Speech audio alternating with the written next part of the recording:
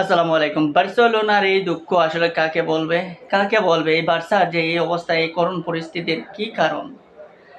যতটুকু দেখবেন আপনি বার্সেলোনার কালকের ম্যাচ যারা দেখেছেন তারা নিশ্চয়ই 100% বলবেন যে এই বার্সাকে কেন আমরা সেমিফাইনালে দেখলাম না উয়েফা চ্যাম্পিয়ন্স লিগের। কিন্তু এটাই হয়েছে, ভাগ্য বিধাতা বার্সেলোনাকে উয়েফা চ্যাম্পিয়ন্স লিগের সেমিফাইনালে যেতে দেন নাই। কোয়ার্টার ফাইনাল পর্যন্তই তাদের সীমাবদ্ধ করে রাখা হয়েছে। লাস্ট উয়েফা চ্যাম্পিয়ন্স লিগের শিরোপা নিয়েছিল এই বার্সেলোনা, সেই 2015 এর পরবর্তীতে বার্সেলোনা এখন পর্যন্ত ইউসিএলে ঠিকঠাকভাবে মেলে ধরতে পারছে না নিজেদেরকে। সেমিফাইনাল ফাইনাল পর্যন্ত যেতে পারছে না ঠিকঠাক, ফাইনালের রানার্স আপ ট্রফিটাও পর্যন্ত ঠিকঠাকভাবে পাচ্ছে না। কারণটা কি? এই বার্সেলোনা তো অনেক চড়াই উতরের মধ্যে গেছে। একসময় মেসি, নেইমার, সুয়ারেজরা ছিলেন, তাদের কল্যাণে ইউসিএল হয়েছে, ইউসিএল চ্যাম্পিয়ন হয়েছিল। পরবর্তীতে তারা যখন গেলেন নতুনরা আসলেন, এবং এবারের যে বার্সেলোনা ছিল সেই বার্সেলোনার উপর আপনি আশাবাদী থাকতে পারতেন, কারণ লা লিগায় এই মুহূর্তে পয়েন্ট টেবিলে তারা কিন্তু শীর্ষে। এই বার্সেলোনা লা লিগায় রিয়াল মাদ্রিদের চেয়ে পয়েন্ট টেবিলে অনেক দের একে, এবং পারফরমেন্সের তুলনায় বলতে পারেন যে রিয়াল মাদ্রিদের চেয়ে বার্সেলোনা ভালো পারফরমেন্স করেছে লা লিগা কিংবা চ্যাম্পিয়ন্স লিগের শুরু থেকেই। কিন্তু এসে সেই কোয়ার্টার ফাইনালে কার কাছে হারলো?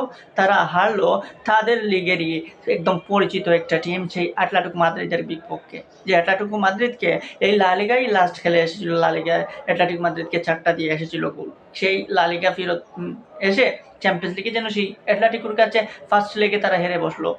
সো সেই 2-0 গোলের হারটাই তাদের জন্য কাল হয়ে গেল সেমিফাইনালে যাওয়ার জন্য ইউসিএলের। আসলে ওই ফার্স্ট লেগের যদি 2-0 গোলে হারটা না হারতো নিজেদের মাঠে বার্সেলোনা, তাহলে হয়তো চ্যাম্পিয়ন্স লিগের আর সেমিফাইনাল খেলতে পারতো। কিন্তু সেই হারের সারটা কারণে সেকেন্ড লেগে তারা পিছিয়ে পড়লো। তারপর সেকেন্ড লেগ কিংবা ফার্স্ট লেগের 2টা ম্যাচে দেখবেন তাদের মূল যে 2টা ভুল বলতে পারেন, সেই 2 ভুল হচ্ছে 2টা রেড কার্ড পাওয়া। ফার্স্ট লেগে কুবার্সি পেলেন লাল কার্ড, সেকেন্ড লেগে এসে গার্সিয়া পেলেন লাল কার্ড। সো এই লাল কার্ডের যে সমস্যা, এই সমস্যার কারণে একটা দলকে কিন্তু পিছিয়ে দেয়। আপনি ফার্স্ট লেগে যখন 2-0 গোলে হারলো বার্সেলোনা, তখন দেখবেন যে সেখানে এই তাদের যে কুবার্সি, তিনি 44 মিনিটে লাল কার্ড পেলেন। বাকি 45 থেকে 50 মিনিট পর্যন্ত বার্সেলোনা খেলতে হয়েছে 10 জন মেন নিয়ে, এবং সেটা তাদেরকে খুবই বিশাল একটা প্রেসারে ফেলে দিয়েছিল। এবং কালকে সেকেন্ড লেগের ম্যাচও 79 মিনিটের সময় লাল কার্ড পেয়ে গেলেন গার্সিয়া। সেখানেও লাস্ট 15, 16, 17 মিনিট তাদেরকে প্রেসারে রেখে দিল। নতুবা কিন্তু কামব্যাক হলেও হয়ে যেতে পারতো যদি লাল কার্ড যত নামক যে বুলটা, সেই বুলের গেরাখলে এই বার্সেলোনা না পড়তো। সো এই বুলটার কারণে কিন্তু বার্সেলোনা অনেকটা পিছিয়ে গেছে। তার উপর রাফিনহা নাই। রাফিনহা না ছাড়াও তাদের যে টিমটা রয়েছে, বিশেষ করে এই টিমের উপর ভরসা করা যায়। লামিনে ইয়ামাল দুর্দান্ত খেলেছেন, এমনকি লেভানডস্কিকে রিপ্লেস হিসেবে ফেরান তুরাস বা লেভানডস্কি বদলিয়ে দারুণ খেলেছেন। ফেরান তুরাসের কাছে এরকম পারফরমেন্স কেউ আশা করে নাই, কিন্তু ফেরান তুরাস এই পারফরমেন্স করেছেন। এই রাফিনহাদের ভূমিকা যথার্থভাবে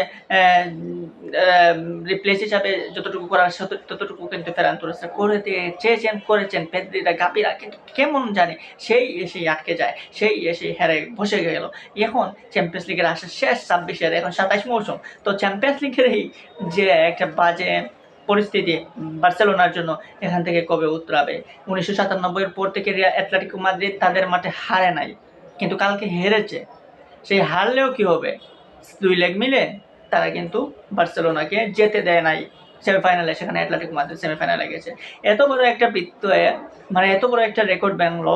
1997 সালের পর মেট্রোপলিটনের মাঠে অ্যাটলেটিকো মাদ্রিদকে হারালো, কিন্তু হারার ফলেও তারা সেমিফাইনালে যেতে পারলো না। সো এইসব রেকর্ড দিয়ে কি হবে যদি সেমিফাইনালে না যেতে পারে? সো বার্সেলোনার জন্য খুবই একটা কষ্টের একটা মোমেন্টস, বার্সেলোনা ফ্যানদের জন্য খুবই কষ্টের একটা মোমেন্টস, যে আসলে বার্সেলোনা এত ভালো খেলেও কেন যেতে পারে নাই। লাস্ট ম্যাচে কালকে যে ফার্স্ট 45 মিনিটসে দেখবেন যে বার্সেলোনা একচ্ছত্র খেলেছে। ওই একটা বল লরেন্তের যে পাসটা, ওইটা যদি লোকমান গোল না দিতেন তাহলে কিন্তু বার্সেলোনা অন্য কিছু ঘটাতে পারতো।